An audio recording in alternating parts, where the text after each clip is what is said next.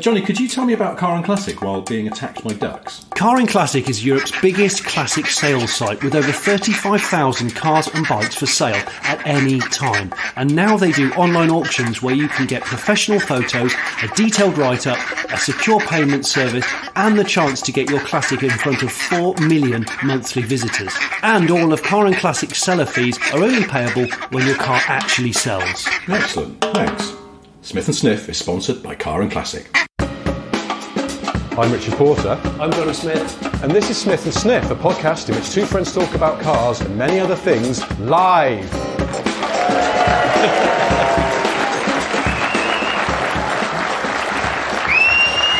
Ooh. Love you. Thank you. That was very nice. Thanks for the whistling, particularly. That was excellent. Before we start talking utter shite, Yes. must say thank you to the Car Barn for hosting us. Yes. In what is a warm, very wedding-ish marquee. We have a chandelier over our heads. Yep. And we're sitting in an oversized throne. I think it's a throne. It's a velour throne. It's a velour throne. So it's the best kind of throne. And, Someone skinned an Austin ambassador to make this throne, so it's nice. So I wanted to say thank you to them before we kick off. Because it's actually beginning to look a lot like Christmas on that side of things. Because there is real snow on the ground outside. And there's a lot of, I don't know, near misses that have taken place in the last hour. It's been hairy. In the car park. Yes, there's definitely been some slithering. Yeah. And we saw, I forgot to say, there's a man here who's got a 5 Series estate who had a sort of 4 mile an hour oversteer incident in the car park. If you know who you are, we did see it. You caught it? Yeah. It didn't cuff, You're in I third thought the gear at worst thing 5 you could miles possibly an do hour. is like cuff someone's Peugeot. Really embarrassing accident. And then a gentleman with a DB9 who was having a horrible time on what appeared to be cut slicks. Yeah. Trying to get around the corner into the car park. I've never helped to park a DB9 on sheet ice by pushing the back end into the curb, not actually colliding with the curb, but just as he just gently massages the throttle. That was a new one on me. I enjoyed that. Thank you to everyone here for making the effort on this snowy evening to come out and it's almost like our Christmas works party. It is. Well, I don't have any friends or many colleagues apart from Lisa at the back, who I want to say a big thank you for tolerating me this year. And that's it. So we don't have a works do. This is our works This do. is it. So I'll be photocopying my genitals later. Yeah. And no, photocopying's a bit old school. I'll just borrow someone's phone and take email your genitals. I've created a spreadsheet of my genitals. Yes. Yeah. No, I won't do that. I won't do that. I'll just say, it's an interesting gear shifter from an 80s sports car. That's not what you think it is. It's just skin coloured. So, I have a question for you. And the question is this.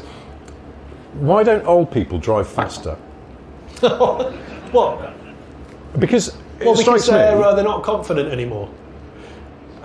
But what have they got to lose? This is my question. I was behind an elderly couple in a C3 Picasso yesterday, doing 28 miles an hour in a 40 zone. Oh, in a 40? And it was quite frustrating. It was very hard to overtake, so I sat behind them and I was suddenly like, why aren't they going faster? If you get caught, you're going to get points on your licence. Which one? Well, you get low insurance anyway because you're 94.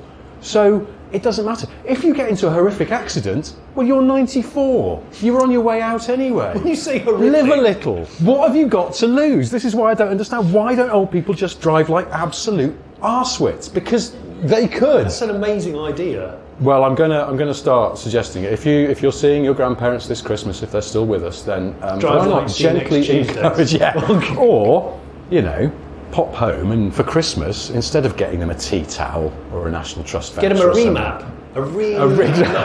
Get them a really hairy remap, and they won't know. Yeah. They'll go, the car's definitely not right. It's not as it was. What? And remind me again. What does Cup 2s mean? And you go, well. It's going to work very well with this air filter that I've got here.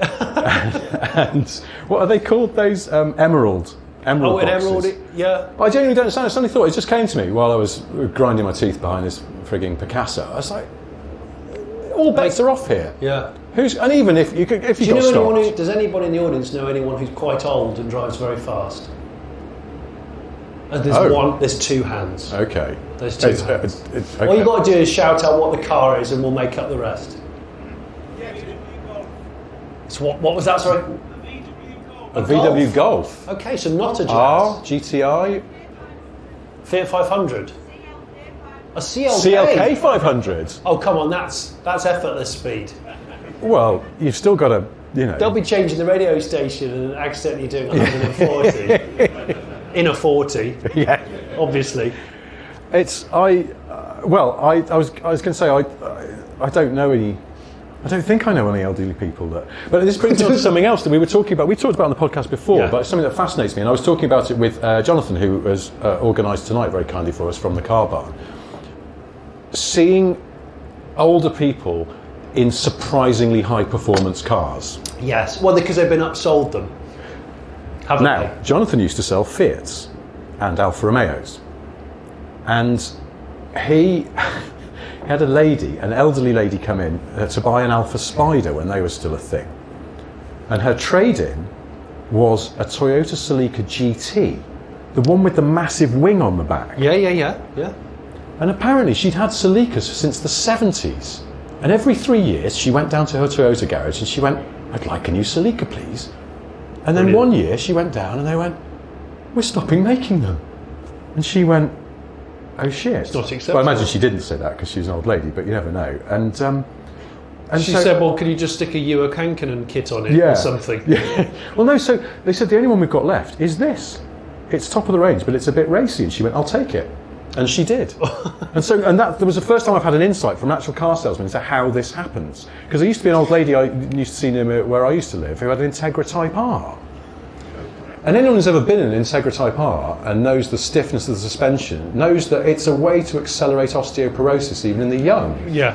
So to be in your 70s or 80s and driving an Integra Type R is a remarkable thing. I hope I'm an old person that does that.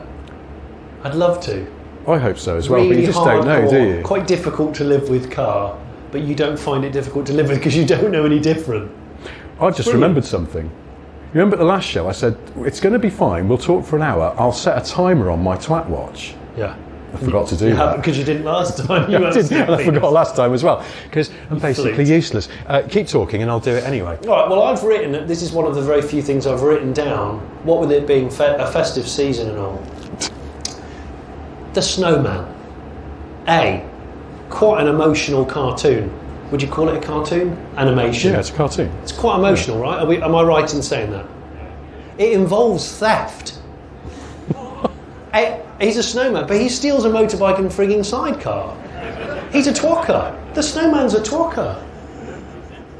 It only occurred to me it's actually a very emotional story, but he's a thief. And he steals a child, sort of. It's sort of like kidnapping.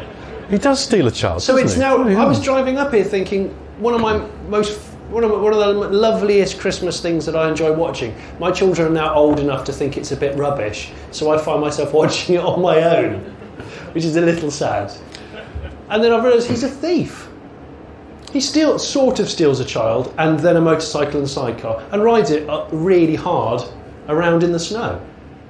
And the child doesn't have a helmet, but he does. Oh. There's so much irresponsibility going around the Snowman. He's a selfish thief. He is a bastard. Okay. But he melts and does die at the end. What? Yeah, he does. Spoiler alert. Yes. Bloody hell. Sorry if you haven't had a chance to see that film in the last 40 years. But it actually is. It's 40 years this year. Is it? I think it is 40 years old, 82. I'm sure it is. Wow, okay. Yeah, we're walking in there and all that. But it gets worse/better. Because The Snowman and the Snow Dog, the sequel, which I'm sure you're all familiar with, it is a nicer story. You need to watch it this Christmas. He just robs a post office or something? No, he steals a plane. He's an aviation thief. He's a freaking aviation thief. The man's unstoppable. What next? An oil tanker? He's so bold. So they meet up, he comes to life, yada yada yada, the story is very magical. But they go for a walk to a small airport or an airfield and go into a hangar, and lo and behold, there's a private aircraft, and he takes it. Also, what a lazy twat. He can walk in the air. Why does he need a plane? I hadn't even thought about that. Idiots. I mean, I suppose if you want to go to New York, It's quite a long walk, isn't But it? you've got to fuel it up. You've got to make sure it's safe. Mind you, if it falls out of the sky, you can walk in the air, so it's okay. Yeah, you just go, sorry about this, everyone, but I've really messed up the controls, so I'm just going to get out. Best of luck. So that's. I haven't seen it this year, the snowman or the snowman and the snow dog, but I'm hoping it doesn't ruin it for me that I now know he's a bit of a twalker. He's a wrong one. He's a twalker. Aviation twalker as well, that's so hardcore. Yeah, but I saw it pointed out the other day that a major plot point of Love Actually is basically stalking. Is it? Yeah. Who stalks who? Remind me. Well, also, doesn't that guy basically tries to steal his best mate's wife? Oh, yeah, he is does. a bit off, isn't he it? does, It's and then Alan Rickman's having an affair. Yeah, he is. It's a bit We've of ruined it all, haven't we? Sorry, again, if you haven't had the chance to see that film in the last 20 odd years, then spoiler alert, Alan Rickman's having an affair. Poor old Emma And the other thing I thought about, which is not strictly a Christmas film, but it's set at Christmas, Gremlins. Is it set at Christmas or is it Thanksgiving? Oh, Is it? I can't remember. Well, isn't No? Thanksgiving the warm-up act to Christmas? It is Christmas. Is it Christmas? Yeah. So, what? He drives a Beetle in it. Do you remember the kid drives a VW Beetle in No, you probably, I don't have you seen remember Gremlins since the start of the internet? I bet you haven't. No. Has anybody seen Gremlins since the internet? Nobody. Right, okay, so it's just me. It's still quite good. But he drives a Beetle in it, and I thought, wouldn't it be just genius if they'd made him drive a Gremlin? If he pulled up at the beginning, pre-knowing about what the Gremlins look like, etc., he could have driven in an AMC Gremlin. That would have been good. It would have been a masterstroke. You've just reminded me of something about things you haven't seen since you were young and you fondly imagine to be good and totems of your childhood. I saw a mate of mine the other day, and he said about 10 years ago, his phone, like I think his landline, because it was 10 years ago, rang in the middle of the night. And it was his younger brother calling from Los Angeles, and he just went, "Never watched the Dukes of Hazzard." And he'd just been watching it on telly over there, that was it? and realised it was shit. What? And was ringing like the ghost of TV future from America in the middle of the night to warn his older brother not to watch it again. It's like, there's more important couldn't things this to warn you wait? about. Yeah, exactly. Don't eat the cake. But yeah, so I thought it's aged quite well. well, I said I'm Slightly. going to have to check it out now, and he went, "Well, I've no, got you the can't, phone, because I've my got brother told me not to watch it." So. I have got the box set. Oh, you have? haven't you? Series 1 and 2. I haven't gone beyond that. I can't remember how many series they made, but they're the true ones. I used to know this because every year I fall down the Dukes of Hazzard wormhole once. Oh yeah, you do. I forgot about that. It's like Flying Ant Day. You're never quite sure when it's going to be, but you know it's going to be at some point. And just one day. A whole day of both. Usually when I've got a really important deadline, I'll just go, how many cars did they crash? Better look it up. And the next thing you know, it's gone dark outside and I haven't done any work, because you just suddenly go, really? And the guy who played Cooter was really a mechanic or something. It's dangerous. But I think, because they did like sort of 4 series and then the actors wanted more money, so they went, "No, you're not having more money, we're just going to hire some less convincing actors to be your cousins, but they're going to look a bit like you." And that doesn't work. And then they renegotiated with the original actors and just sacked the cousins, and that was, and they brought them back. It was crap. And then they couldn't afford to do any more jumps because they were paying the actors more, presumably. So they started using models, and they're really bad. So there we go. I'm probably due. I'm due my wormhole. I've just written down the number plate of the snowman's motorbike and sidecar that he stole. I had to just find the screen grab before we did this on stage, just to remind myself that he was a thief. I didn't want to accuse someone of being a thief that wasn't a thief. That would be terrible. Or if the snowman was in the audience, that would have been Well, the snowman was in the audience. He could be outside. How fucking dare you? He might Actually, be. Probably is outside. He probably is out there. It's too Blending hot in. in here. It's HJK596, just so you know. Is it? Yeah. Which probably wasn't reported stolen. Well, yeah, I was going to say check it on the DVLA. It might. I mean, if it's still got an MOT, then it's out there somewhere. Yeah. A cartoon MOT, obviously, because it's a cartoon MOT. We've all seen those. We've all seen the Ford KAs all over the country. How did it only take you 5 minutes? Don't ask, mate. Oh, I know. When I saw the cars slithering into the car park tonight, and it's quite difficult underfoot, is the way I would put it, because you can get out of the car and nearly fall over straight away? Or do that where your legs splay a bit too far and you hear a creak somewhere down in your body, you're not sure where that is, like a lower ball joint issue. It's going to come back to haunt you. It reminded me of watching narrowboat crashes on YouTube, which I started doing about a year ago. It's one of my lockdown pastimes. What you do is you're seeing accidents less than 8 miles an hour. Yeah. But it's just such a huge amount of weight, and of course no brakes, because boat. Yeah. And they just keep going. So the crash starts and it just keeps crashing. Yeah. And crashing and crashing. Has anybody watched a narrowboat crash before? Right, we're going to have at least 200 people tomorrow. YouTube are going to go, whoa, what the hell? This is like narrowboat crash. This is the new the TikTok. They're awful, and usually there's a backdrop of a lady shrieking, "Stop it, Les," or "Put it in reverse," or something like that. Because you know that they've hired it, so they're narrowboat novices, and the shit's fully gone down. They realise there's no brakes, and if you get into a sort of, I'm not going to say a tank slapper, because the problem is you overcorrect and then it reacts about 10 seconds later. It's like driving in the snow. 10 seconds? That's like a narrowboat superleggera. I'd say most of them. That's like... So you've got the fast rack on this one. Oh, great. Yeah, very fast tiller rack. Very fast. I crashed a narrowboat once. Did you? Yeah, but thankfully in the pre-YouTube era. But yeah, and it is that thing where you've got time to go, no,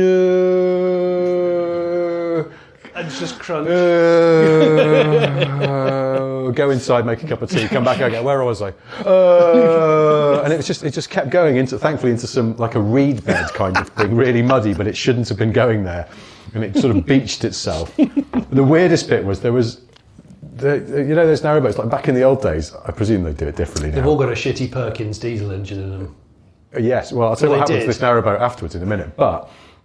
it didn't sink, did it? And you just... well, hang on. No, it didn't at this point, but maybe I hastened its demise because... but there was a TV aerial on the roof, but like a sort of sticky one, with a cable that just went in through the window to the actual telly. Yeah. And in the crash... it just fell off the side, but then the narrowboat somehow ran over the TV aerial.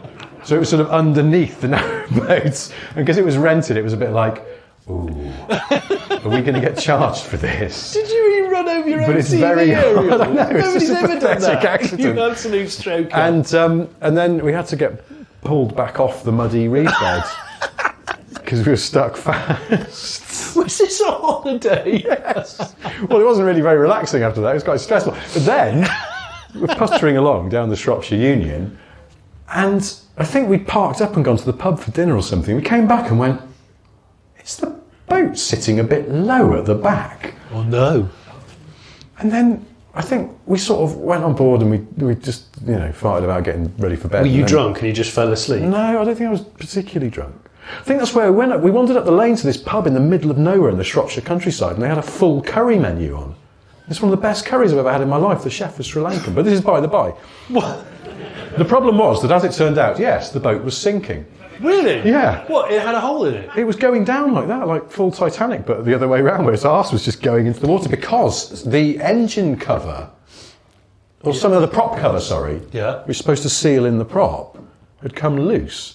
Possibly because some dick had driven it into some reeds, I don't know. But and the TV aerial was wet. The TV aerial was still underneath, and it was taking on water. Shit. And we had to ring the hire boat company and go, I think our canal boat's sinking.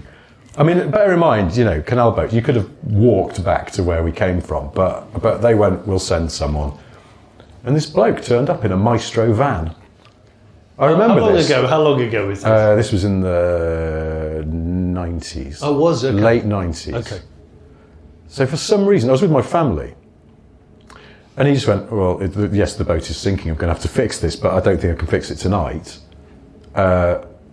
So... stay on board? Yeah. So be okay? No, he just went, I'll drive you back to the marina, you can get your car and you can go home. What? That's the end of the holiday? Yeah, well, we were supposed to go back, I think, the next day anyway. So, but for some reason I went, I'll go back and get family Peugeot 405 Estate.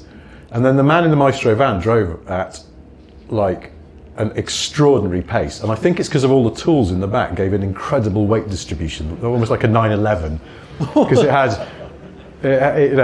a Perkins diesel engine up the front. Of course. But it had like 9 would have been well kiloweight into of his old Perkins. props and stuff like that in the back and tools. He would have been running on red diesel. And he drove like an absolute lunatic back to the marina, and that was it, holiday over. And I remember, because we packed up the car, and I remember sort of on this bridge you could oversee where the boat was, and just looking at it, and it was definitely at this point going down. And the bloke hadn't come back again. He didn't seem to be that bothered about coming back and fixing it. He hadn't followed me back. Anyway. I feel like I'm in a soap opera now and you didn't know anything about this. I think we were mainly worried that he'd spot the TV area had been run over in some way or other. But what else was I going to talk to you about? I wasn't going to talk to you about canal boats. I was going to talk to you about mare cars. Mare? Because I mentioned this to you on the phone the other week. Not MEH like mare, don't Mare. No, local mares. Mayors. Used to be driven round. It was always an Omega in recent times, or a Rover 75. Or a Granada. Or a Granada, yeah. Yeah. None of these cars are made anymore. What do mares drive? Does anybody know a Oh, mare? there's a hand going up. There used to be one on our street. It was an A8 long wheelbase and it had G something. Like G8 said Council 1 was the place. What? It was an Audi A8? That's your council tax being spent on that. The bloke lived in the street and he used to bring the mayor's car home and I think 2 runabouts. I do a bit of Deliveroo in the Mayoral A8. An A8 long wheelbase with a private plate. Chap at the back with a beard. Newcastle Council Mayor had a Nissan Leaf for a while. He had a Nissan Leaf. That's not a long wheelbase. Is No, it? they're quite roomy in the back though. I tried to buy a 7 Series that was a mare's car. I sold it before I got there. What, the mayor? You're calling the mayor a fucker? Fighting words, my friend. You went to buy the Mayor's 7 Series long wheelbase and they sold it before you got there. Had the flag on the front. I I always just think- feel like a 7 Series isn't mayoral enough. It's too sort of German businessman-y. And like what I liked about business money. particularly the Rover 75, but also somehow the Omega there's something sort of quite British about them, and a bit sort of second division, which, no offence to anyone in the room who is or has been a mayor. Has anyone been a mayor in this room? Anyone? Any mayors in? It's weird, we usually get loads of mayors into these Yeah. shows, don't we? So you could just, why you go notice, because there used to be like a row of long wheelbase 75s We're down outside. on mayors tonight. Also, the chains jingle during the So much show. jingle in it. With But it's like, what would prompt someone to become a mayor? I think Unless you really like Omegas, and now you're going, oh, well, we've got more answers. Go on, what do you think? Glasgow City Council was given a Rolls-Royce Ghost.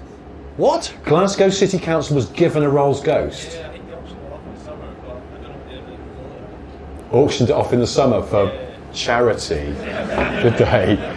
And did the mayor I reckon then... you become a local mayor because you want to develop some houses somewhere in a few years' time.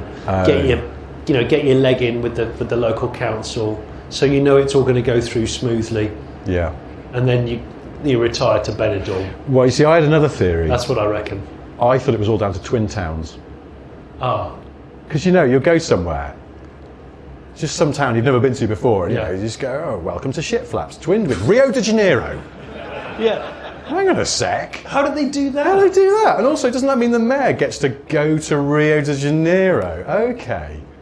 Hello, yeah, Jesus, yeah, I think I better pop over and have another, fact-finding trip, if that's all right with you. Yes, the suite will be fine. What, Thanks very much. Is it carnival season? Yeah, okay, I better I'll be pop over. over because we're thinking of having a carnival in Batley as it happens. So That would be amazing. I'm convinced that's what it is. It's got to And be. that's why the mayor wears the jewellery, because he or she is fresh from the carnival all the time. He's carnival or she's carnival fresh. She's got plenty of jewellery on, Mardi Gras jewellery. Mardi Gras jewellery also. Hang on. And then, didn't you also, because some of those towns, and they're twinned with, and there's 3 places. Yeah. And there's always a very functional sounding town in Germany. But I'm presuming the mayor just goes there because they have a really good Oktoberfest or something. Yeah. Just better go on one of those fact-finding trips again. When? It's probably mid-October. Mid-October sounds about right, yeah. Because, we're thinking of having a festival of some sort. And but then some of them, they'll double bubble it again. They'll go Rio, and they'll go, ooh, now, What's one of them towns in Jamaica called? Get them on the phone. Get them on the phone. We'll go over there and do some more fact finding for a couple of weeks. Do they ship? All inclusive fact finding, mind. Oh yeah. Do they ship a Rover 75 over to Barbados? Yeah. just so he just drives a very short distance around and goes, yeah, this looks great. We'll use this. We'll twin with this. But I How suddenly do you realised. twin with things? How do you do that? I don't know.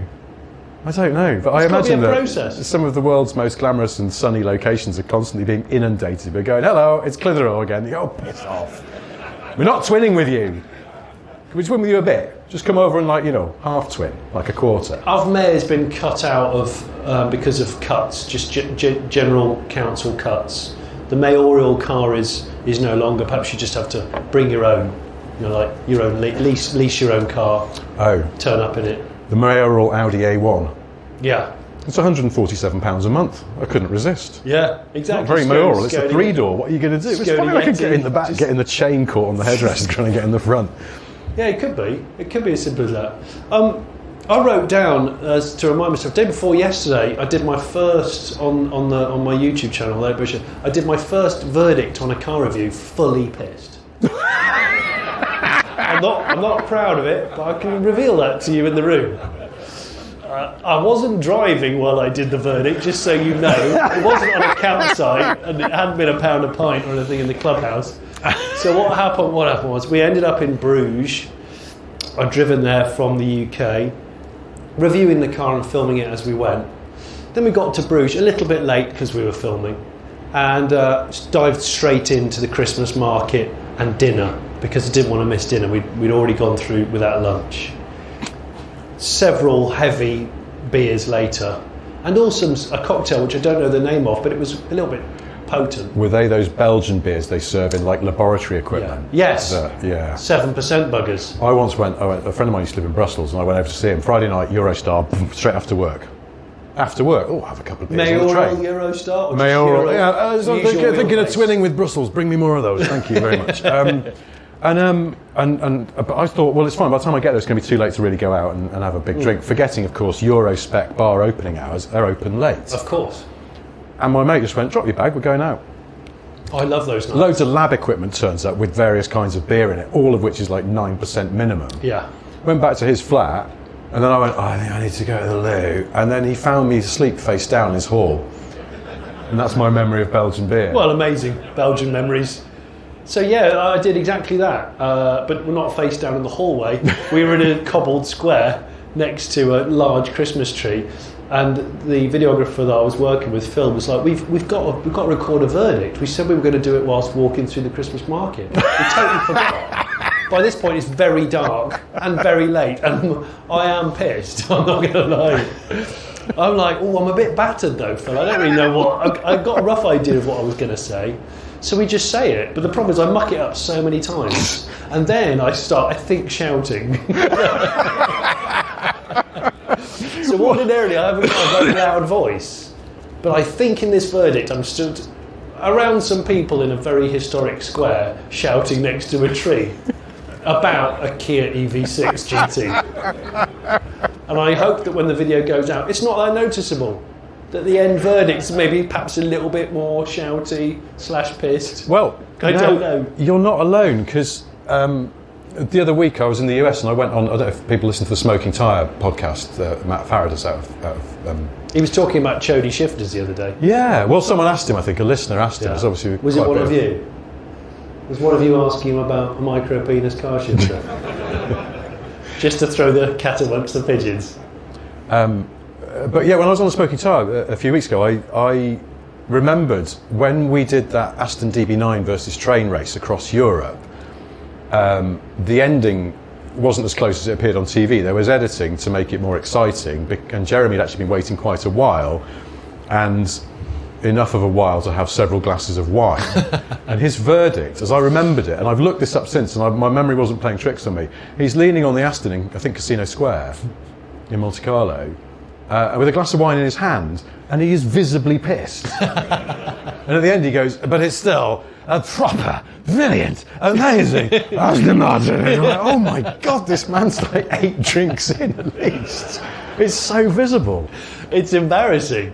Oh, mine was. I can't say anything about it. because I just felt guilty about it. I was reviewing a car. Well, yeah, it's a bit incompatible. Quite drunk. Yeah, but just the ending of it, not the main review of it. have we talked on the podcast about my favourite ever bit from old Top Gear, like 80s Top Gear, where William Woolard does a closing piece to camera that is on close inspection absolute bollocks, and it's a show from 1983. And when in more recent times, Top Gear, some people would go, why don't you just do cars, just talk about cars, do cars properly. No one in this show drives a single car. However, William Woolard bangs a nail through a battery. What? Sue Baker, God rest her soul, tests the new Ford Orion entirely from the back seat. It's mind-bogglingly strange, like a fever dream. And at the end, they're at, I think, the NEC at some trade show, which is where Woolard's been anchoring the whole thing love from. an NEC trade show. And he's standing outside, and the only thing I can think is that he thinks his bit's done, and he's gone to the bar. Yeah. And he's a couple of pints down, he's just taken the top off a third one. And someone goes, Bill, we haven't done a closing piece to camera, you've not done your good night drive safely. Look after that for us, will you? And he goes outside and he does this piece to camera, which is incredible. And I bet you've memorised it. I have. Well, I transcribed it and we had it printed out and pinned on the wall of the Grand Tour office. Really? To cheer us up when we're feeling down. He goes, that's another show done over, as it were. And immediately you go, done over? It's a bit strange. As it were, that's just a no. You see, if you wrote it down as a script, you'd go, well, now, there's already some superfluous words in there. I think we can lose as it were. But no. And then he goes, next week, we're heavily into second-hand cars. Heavily into? It sounds like a sort of naughty drug habit. Well, yeah, or I've got it? a crush on them. Yeah. It's what, like, teenagers go, oh, she's heavily into him. Well, Yeah. I might have done, back in my day. He was covered in blue Stratos. She's heavily into you, she But it gets better. Next week, we're heavily into second-hand cars, basically in Nottingham. It's so true. It takes a while to pick the bones out of that one. Basically in Nottingham. Does that mean, like, mostly in Nottingham? I What can't. on earth? It's, I mean... In the Vale of Beaver? And then... It's a place. The second pint of Bass really starts to kick in. Because he's done basically in Nottingham, which is quite confusing in construction, but then he goes, lots of good advice there for you to pick up if you want to. So he's becoming quite aggressive now with the drink. And this is, in many ways, this scrambles the script editor in me more than anything else, which is not a major transgression, but he just goes, until then, see you then. Good night. And go, I need that. There's two thens there, William. There's two thens. You should probably lose one of the thens in some way or other. He refused to do a second take. Well, this is he the thing. absolutely refused. So, I think he's gone, no, I'm sorry, someone's guarding my pint and I've got a bag of nuts up in the bar. I'm no way doing it again. But also, they used to shoot it on film, so probably the cameraman's going, who may have also had a couple of pints of Bass, because they used to in those days. Yeah. It's probably gone, I've run out of film. I can't, that's it, we're out of film. So that's it, so they take it back to the edit and they've gone, and how was his closing piece to cat? Oh, it's total horseshit, basically in Nottingham. But it's too late now.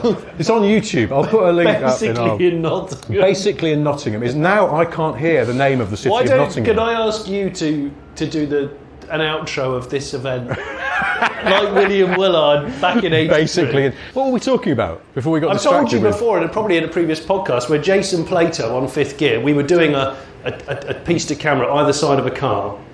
And he'd been waiting around so long and the weather was miserable, and he'd started smoking a cigarette, just lit it, like this. And then the director went, right, we've got to do this because time's cracking on. And Jason's like, oh fuck, yeah. he took an enormous drag, enormous, and then went, hi, welcome. We're going to be testing whether or not the fit on our bath is up to much. And this is just billowing, just a chimney.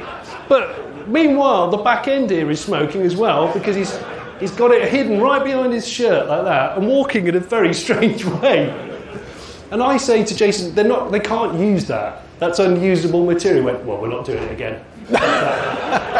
Basically, did a Woolard. Yeah, Just I learned that from the best. You've Woolard had told me. I'm out now. Tell them they've got what they need. Yeah, he wouldn't put his cigarette down. Well, if you ever watched the episode of the Grand Tour where they went to Italy in Grand Touring cars, James and they had a Rolls Royce Dawn. Is that the Cabrio? Dawn. Yeah, the Dawn is the.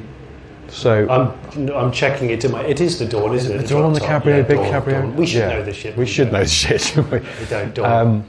See, Dawn, I used to work with a Dawn in Safeway. Yeah. She was the manager of the cafeteria, so all I ever think about when I see a Rolls Dawn is Dawn. Dawn. From Can I have a donut, Safeway please? cafeteria. Yeah. So there's a piece to camera in the car. I couldn't tell you where. Because they were doing a long road trip. Well, the cameras are usually rolling, but they're not sort of supposed to be just chatting endlessly. No. But James absent-mindedly lit a cigarette.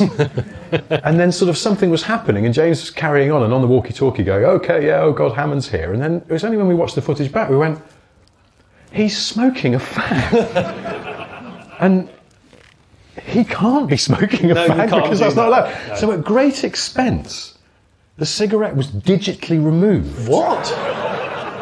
Seriously?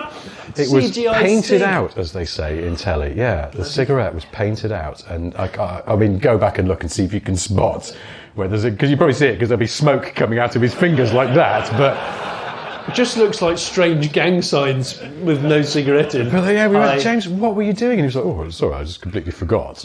You completely forgot that you were on television, but you're a television presenter. What the fucking hell? So.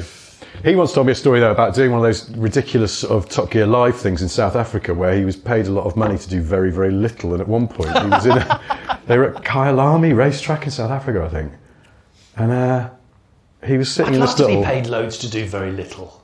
Well, we're doing very little now, but unfortunately we're not being paid loads. Can I ask, does anybody get paid a lot for doing very little? It's safe in this room. Anybody? Just a couple of mayors going, yes. There's 4, there's 5. It's good to be honest about this. Let's talk about that later. Yeah. I really want to secret? know the true story. You watch it, they're all pyramid scheme sellers, that's what it is. Yeah. Sorry, Lisa or somebody, do you think I could have another pint of Guinness, please? What? I've got a bit of a claggy throat, and I thought I need a glass of water, and I was like, screw it, I'll have a pint of Guinness. What would William Woolard do? William Woolard would have an amaretto. Basically, in Nottingham. Do you know what, that sounds like the best Christmas present anyone could buy me. What? An amaretto, basically, in Nottingham. In Nottingham. Come to Nottingham or near the area, and I'll buy you endless amarettos. Okay. Yeah. It's a bit weird. But yeah, it is. It's very weird. Yeah. What was I saying? Oh yeah, no, mate he was in this little room in the pit lane at Kyalami, and someone came in and went, he just lit a cigarette, and someone went, oh James, you need to go out onto the pit straight and introduce Mark Webber or David Coulthard or someone.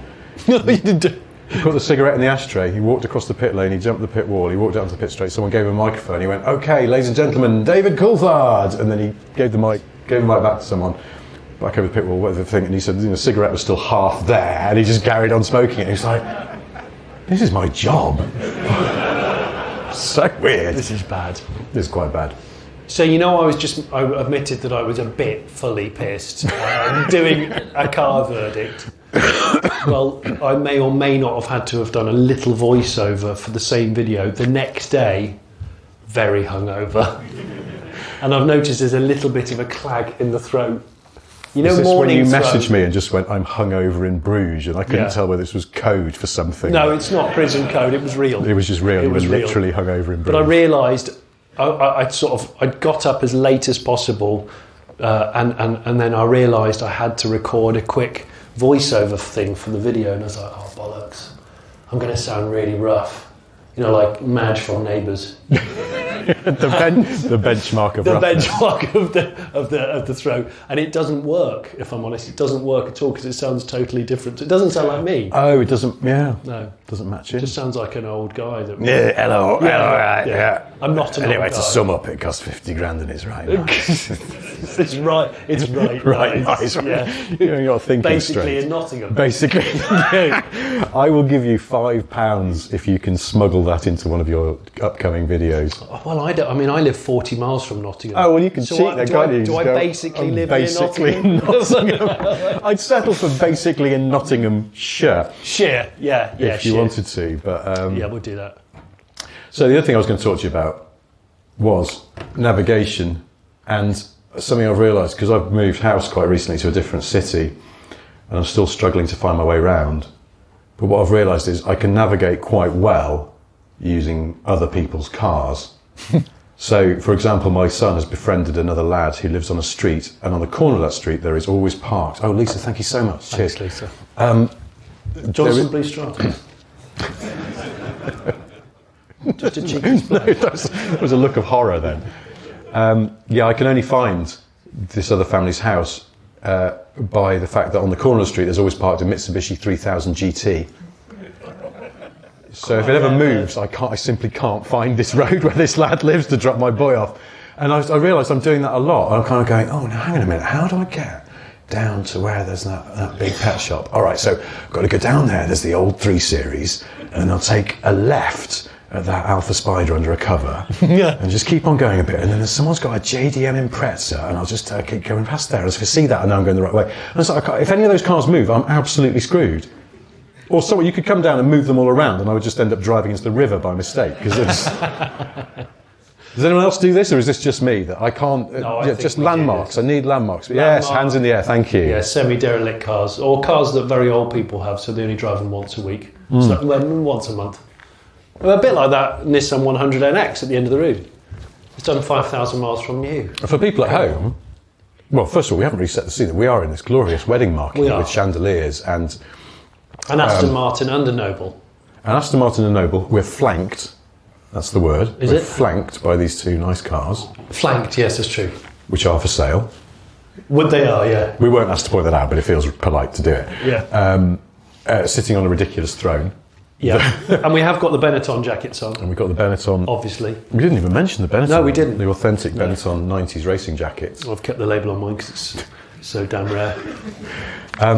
But when we took this ridiculous high-backed seat up here on stage, it left a space over there, which has now been filled by a Nissan 100NX Yes. with 5,000 miles on the clock. Yeah.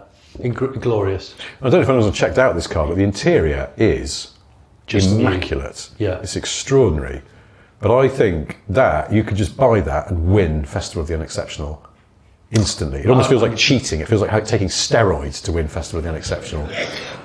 That car is the Lance Armstrong Yes. of Festival of the Yeah, it is. Unexceptional. Yeah. That's blood transfusions in the back room. That's what that is. And also, for the benefit of people that aren't in the room, listeners, this very wide throne chair that we're on has a central stay. I've noticed, just in case the middle weight gets a bit excessive and there's a bit of bowing going on. It's got a stay, which I really like, just in case, because we did eat quite a large dinner fast.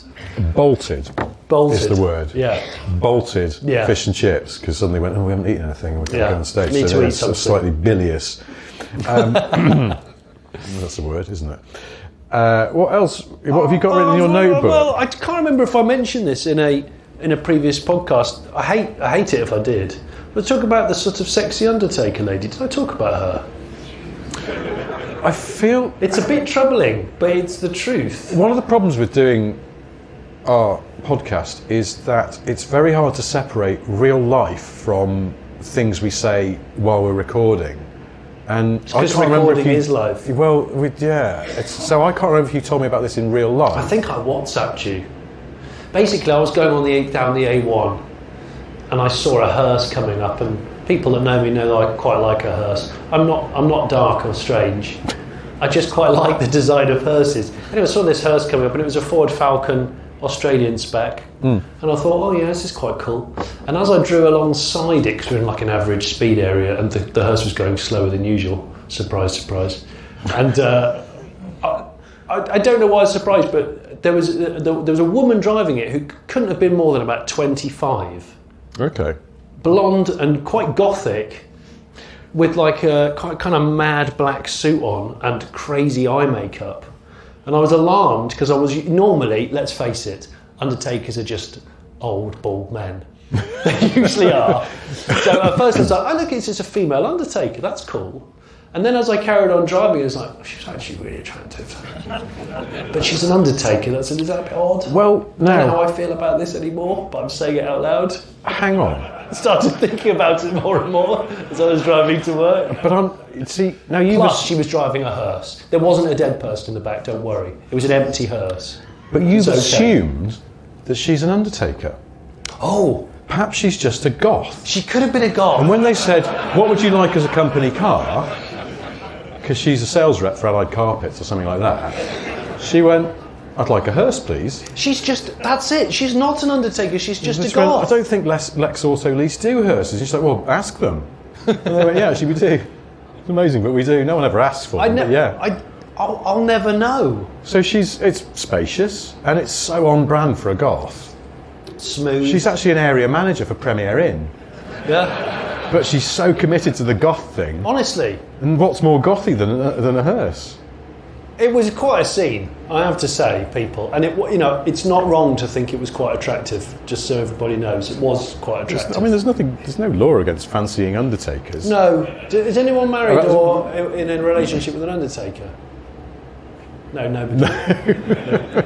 But I did used to work with a guy when I used to work on Car Magazine, I don't know, 20 years ago, something like that. And the art editor, a funny Welsh guy called Andy Thomas, his family were Undertakers. Ah. And he passed his driving test in a hearse. He did when he got his provisional license because his dad. How do you parallel park it? They're massive. Because his dad had a fleet of hearses.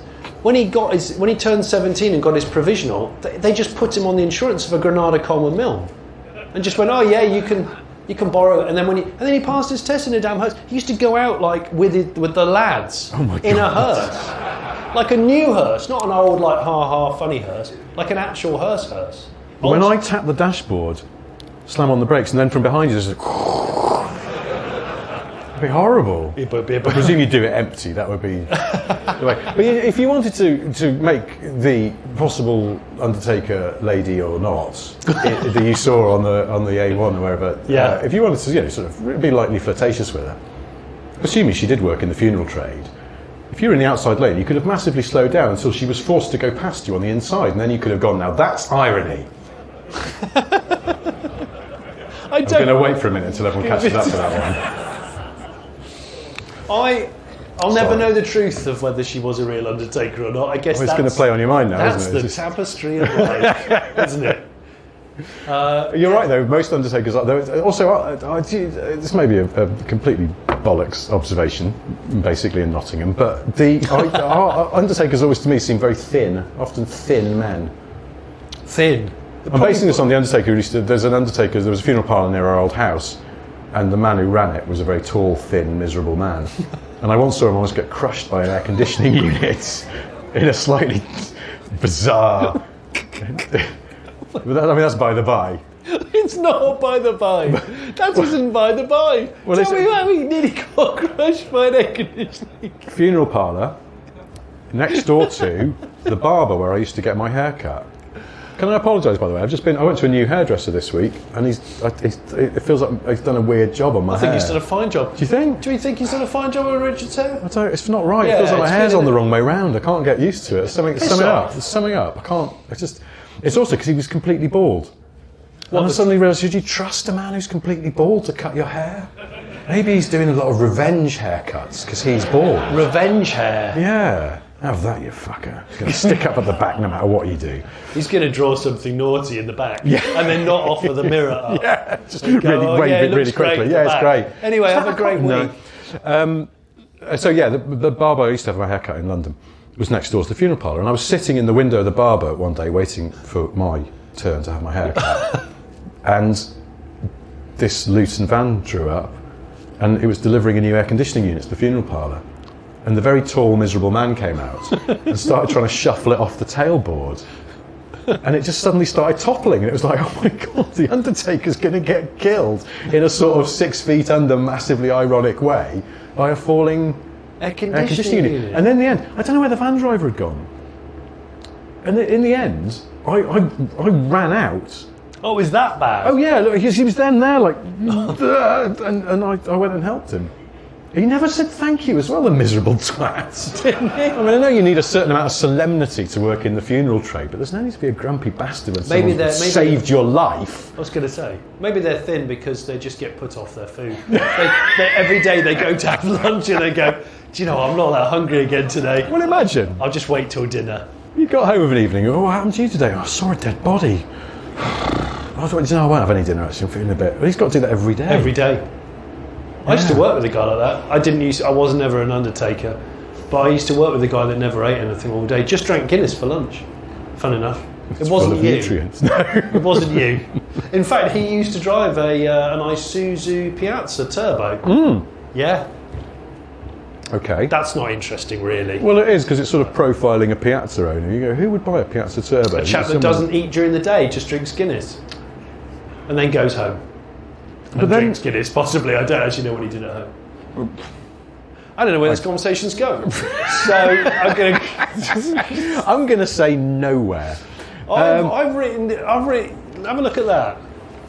What does that say? Oh yes, we were talking about this, weren't we? In real life. Yeah. Here's one for you. You never hear people describe cars as souped up anymore. Are we right on this? I thought of this the other day, and I mentioned it to Johnny in real life. Out of real life, and I think you agreed that it's just a thing that people don't say. My dad used to say it all the time. Yeah, it's a dad thing. It's an old school. One of those those new Sierras, the souped up ones. The Cosworth dad. Yeah, it's really souped up. Yeah. I don't even know what souped up means. No. I remember there was a guy interviewed in the local news about boy races in our area when I was growing up. I definitely wasn't one of them. And he was on the news with a lovely sweep over, and he went, you see, they come down in the night, and they're all in their souped up cars, and they tear around doing wheelies everywhere.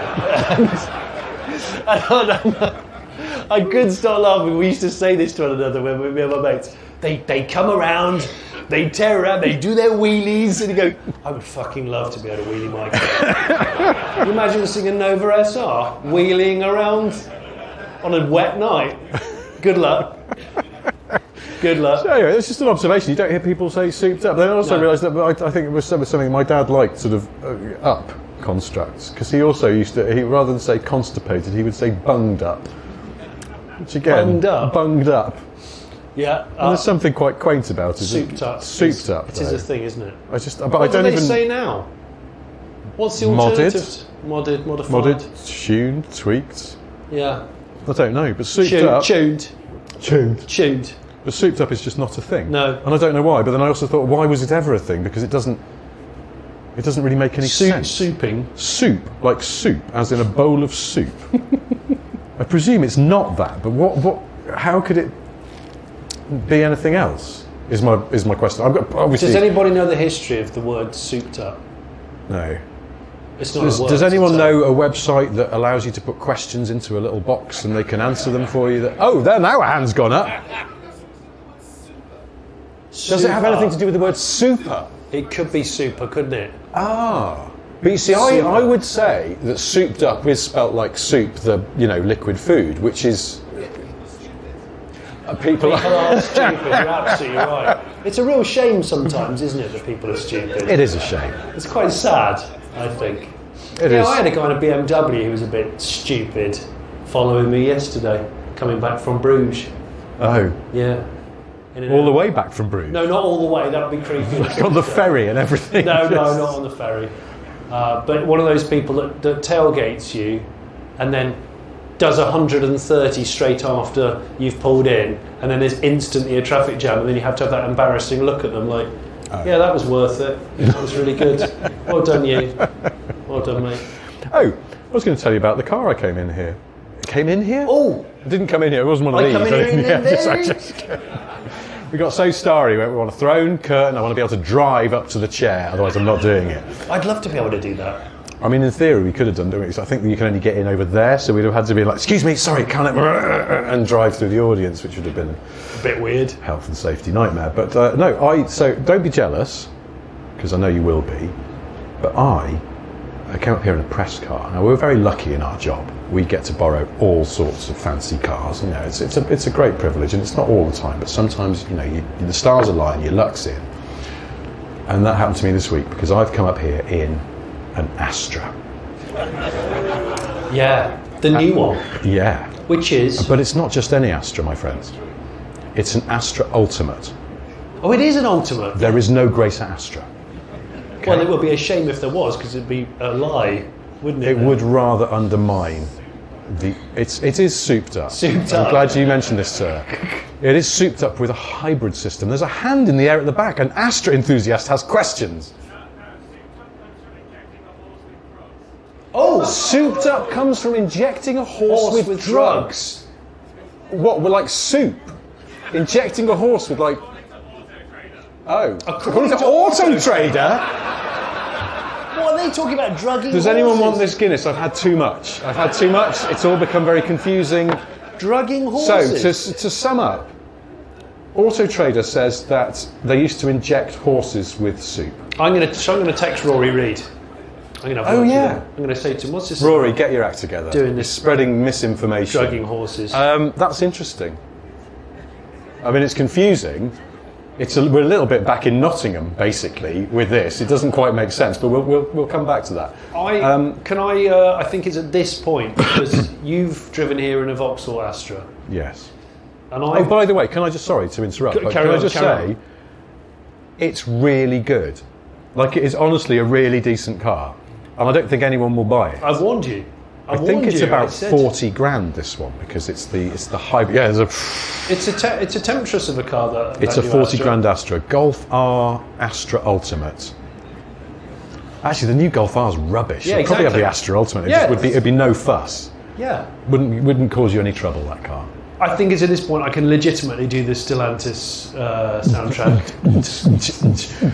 because I've turned up in a Stellantis product as well, a Peugeot 508 hybrid.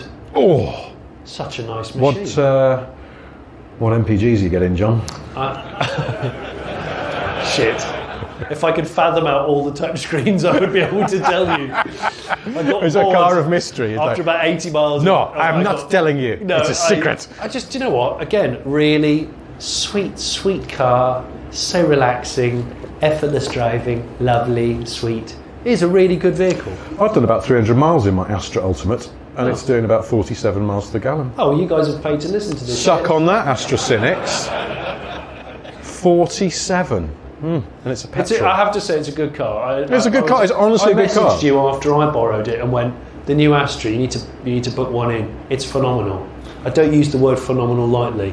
I'm not one of these fuckers that says awesome and legendary about everything, because you can't have everything being legendary, because otherwise, where are you left? The one that's slightly bothering me at the moment is iconic. Oh, everything's iconic. Everything's iconic. Yeah. Oh wow, that's This an chair iconic is. table. Iconic. And yeah. the chandelier. Iconic. Yeah. Yeah. Look at that. That's an iconic sandwich. What? No, it's not. Now, because you recommended me to borrow that Astra, and you were right. It is very good. Yeah. And I can't imagine anyone is ever going to buy it. Sort of melts into the background, but Sade's going to buy it. well, it is quite smooth. Imagine that. It is bloody smooth. It's smooth. It's really quiet. It's really smooth. It's really quiet. It's simply lovely damping. But will Sade buy it? No, because she likes a She likes a rotary. She likes a quirky sports car. But there's no rotaries left. She has to buy something else. Oh yeah. Or import them Oh. from other countries. Do they still sell? Probably not. Rotary But she'd engine just get a cars? younger, more souped up. Souped up. Souped up. Imagine, yeah. Yeah, Sade would do souped up rotary. She probably would. Wouldn't she? Triple rotor. I think she would. I'm going to move things on because I don't know. You can't talk about Sade. It makes you feel uncomfortable. That's No, it what doesn't. I just, All right. I just worried she might be here. But then I Is remembered anybody she- here called Sade? No, because I have to do some sort of housekeeping of sorts. I was going to say I don't know why anyone's here, and I sort of realised that sounded a bit rude. What I meant is, I don't know what you were looking for when you came here this evening, but I'm hoping that some of it was a contractual obligation on the part of the people on stage. Because as you know, or you might know, if you listen to the podcast the last 2 episodes, we're now sponsored by Car and Classic. And one of the things we agreed with Car and Classic is that every few podcasts we would discuss something interesting that they've got up for auction. And we went, yeah, we can do that. And they went, that would be great. And then I suddenly realised that we've got to do it tonight, otherwise we're sort of in breach of contract or something. We were midway vacuuming up a fish and chips and just went, we haven't chosen a car to talk about on cod into Johnny's mouth. Haven't got time to chew. You were malleting a cod into my mouth. That sounds wrong. That sounds so wrong. Anyway, so we're quickly just going to use a telephone to bring up... Oh yeah, we were going to talk about that. As you might know, Car and Classic now auction cars as well as just selling them. And so they said, can you talk about something interesting that we've got up for auction? And then they said, can you stop saying auction like that? It's weird. No, you have to say auction. We went, no, it's kind of become a format point of the podcast. Yes. So as we were desperately hoovering a fish into our faces, no time for 2, we just had 1 and did like Lady and the Tramp, start at the opposite ends. We found this. And we both did. There's loads of nice cars, and I thought it alighted on one of your ghetto Boxsters, but it looked like it was. There was a lovely ghetto Boxster, yeah, almost not ghetto. Instead, previously when we did a live podcast, we had a screen. Didn't think it through. We don't have a screen. We do have a screen. It's on my phone. So can everybody see this absolutely delightful 1964 Ferrari 330 GT 2+2 Series 1 right-hand drive? Yeah. Get a load of that. That's one of the few Ferraris I'd like to own. There's not many Ferraris I'd like to own. I think they're fantastic. But it's one of those cars that I like other people to own. I like admiring them. I don't want to own it necessarily. Yeah, like a Tiger. Yeah, like a Tiger, like Joe Exotic. Yeah, but I like the fact that... He seems cool and it's an interesting lifestyle, but I don't want it myself. You don't want it at all. Yeah. And the same, I know what you mean. But this seems a little different. Go on, you can read out some of the details. Well, there's bullet points. Beautiful 60s Ferrari GT. Second bullet point, 4-litre V12. Third bullet point, incredible history file. Incredible. I want to know if is it a file? Yes. Do you remember when you used to have videos at home and you used to put them in those collectible volumes that all matched on the wall? Yes. Some people in their houses used to have those. They were brown and they had gold outline. No one knows what I'm talking about. Don't worry, I'll quickly move on. Young crowd. Original UK car, one of 40 ever made. So that's rare. That is rare. Would you think more or less of someone selling that car if the incredible history file turned out to be a Paw Patrol ring binder? Because in a way, I think I'd quite admire that. Well, it's good because if someone broke into your house looking for the incredible Ferrari, got to find the V5 for that classic Ferrari, and it certainly won't be in there because that's just got Chase on the spine.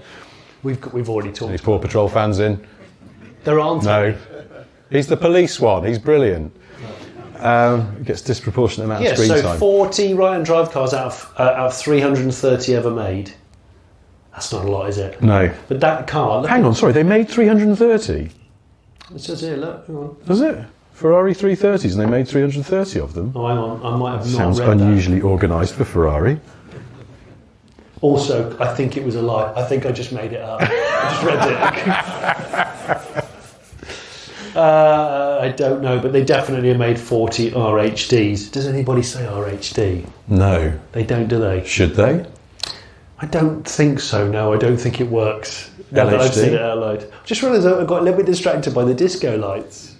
Have you not noticed the disco lights? No, I've not noticed them. I thought they were emergency exits. There is a wedding coming in immediately after this, by the way, so we are going to have to clear out. And no, we'll all just go to the side. They'll do their first dance around the Aston and the Noble. And then, well, we're the singers, so we have to stay. Now the party's over. I'm so tired. I don't think that's a good first dance. That's a great first dance song. And that's why I don't do wedding work. Yeah. Anything else about this Ferrari that you like before we have to ask if that's enough? Look at it. No, this I like. Yeah. One of the bullet points, typed letters between the original owner, his representatives, and Ferrari. It's brilliant. In other words, what is it like? Have you made the car yet? Just asking. It's been a while. Dear Mr. Wilson, no. Sincerely yours, Ferrari. We've been very busy. Hi, it's been several months again. Ooh. Nobody's telephoned. I just noticed that. It says original buff logbook. Okay, so that's the brown one. Well, yeah, but see, in the modern world, that just means an incredibly muscular logbook. Of course.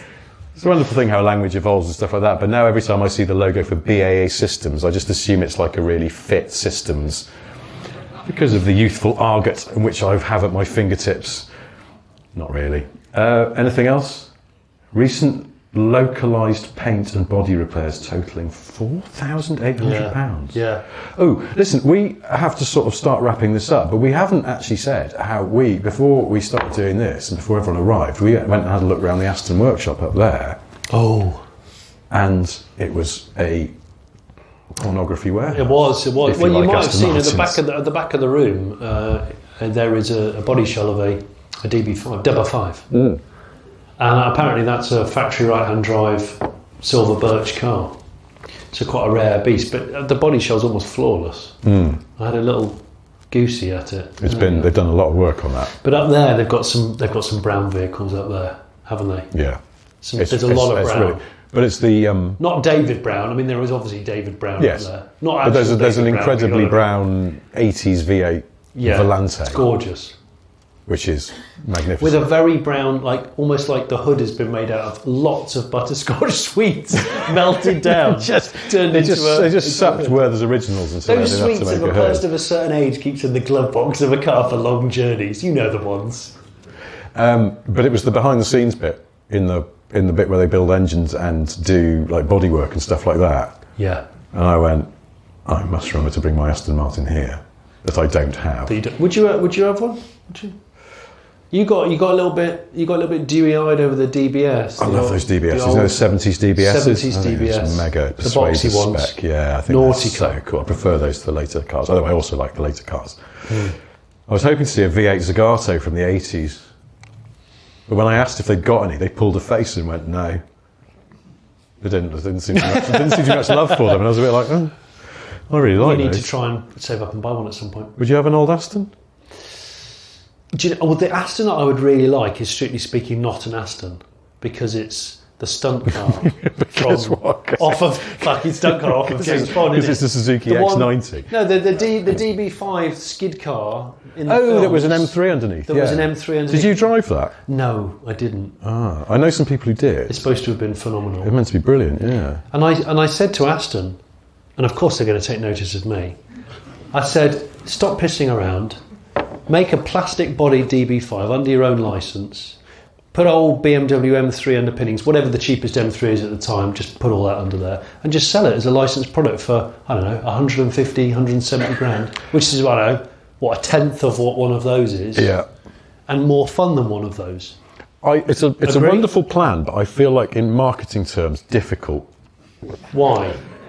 Because you're going to invite customers, well, nor do I, but I'm going to take a stab at it anyway, that you invite customers to come see it and go, no, this is our finest new creation.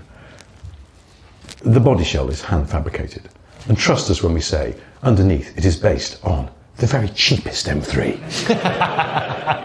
I think that might It was a stolen and recovered car. It was mechanically still very good. We have an extensive file of photographs of how burnt out it was before we dismantled the chassis and engine. So, I don't know. It's I a would hard buy that sell. bastard. Also, it's based on... Obviously, it's not based on one of our cars. They're shit. It's based on a BMW. You can trust them. It's okay. Don't worry. It might actually start in the morning. I would love one of those. I would love the stunty. Oh, I would as well. I mean, I'm sure you could... I can't remember what the latest film's called. No Time to Die. No Timotody, yeah. Yeah, that's right. Yeah. Yeah. Which is... It'd be great. Yeah. I would own one of those. Okay, well, listen, we should probably wrap this up because we've been talking for ages. What no-name suspension guy's going to... Oh, shit, no, actually, well, there's one other thing I was meant to mention to you. What? Yeah. I saw the natural bedfellow, or maybe nemesis, of... Nemesis. No Name Full Suspension mountain bike guy. Badly ridden BMX boy. Oh, boy or man? Was he a man? Man-child. Okay. Youthful, late teens, early 20s. A little bit too much lateral shimming. So much lateral shimming. Yeah. This particular bloke was going through downtown Bath/Bath. Yeah. We're in the north. It's Bath, isn't it? Okay, so we'll go Bath. Bath. And it's busy. The Christmas market's on. Oh gosh, so much. Selling wooden ties for some fucking reason. What? Wooden ties. What that you put on I yourself? don't know. It's the most inexplicable. I took a photo of it because a mate of mine went, "Oh, the bloody Christmas market in town selling all that shit like wooden ties," and I thought he was joking. And then I was walking through there. There's a stall, wooden ties. Wooden ties. Who wants a wooden tie? I'm a little bit lost. And so am I. Anyway, back to the BMX guy. But yeah, so it's very busy. There's lots of people come to the Christmas markets Yeah. and all that, and then suddenly through the crowd, swervy like you wouldn't believe. And also because BMXs obviously only have one gear, Yeah. pedaling like a lunatic. Yeah. He envies no-name Did he mountain have blue bike guy. tyres? No. Or But it was cream? also very much a sort of off-brand BMX as far as I could work out. Like it wasn't a Rally Burner or something or a Mongoose. It was just a generic Yeah. Halford's BMX. But he was properly going for it. I've ridden a BMX aggressively like that before, but at my adult height, and they're quite short wheelbase BMXs.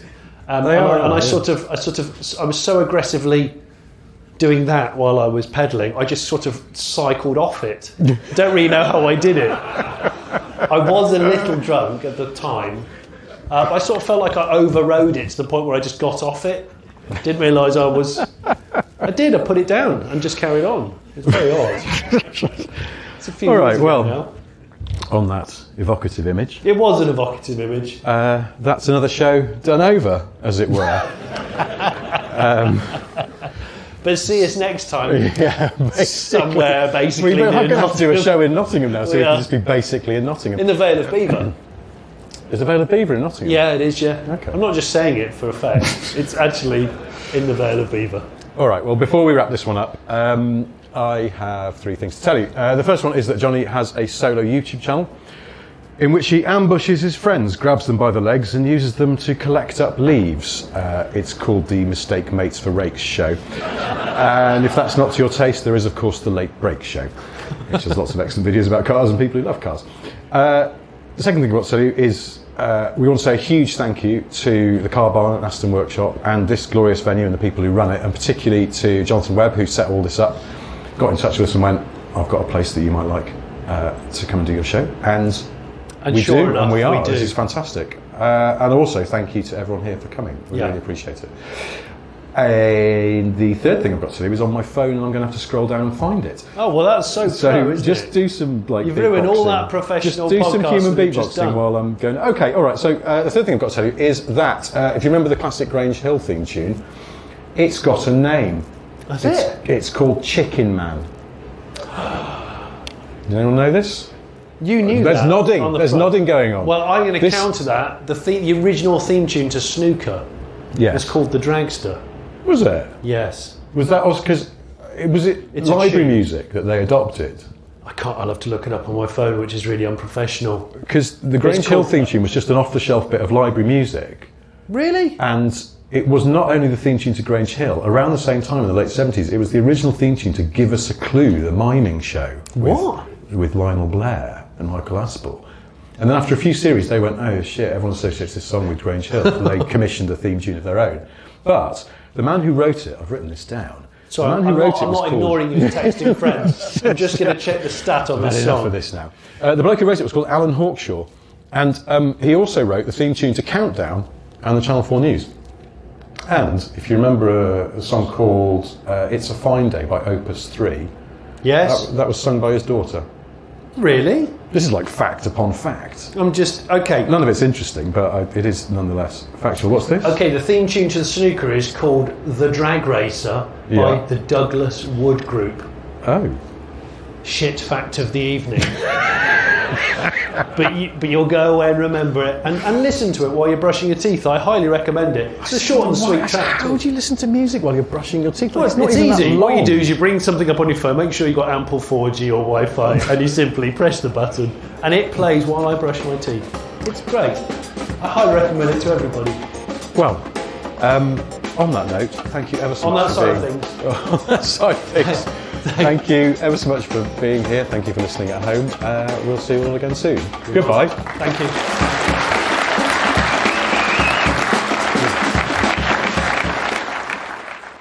Basically, in Nottingham,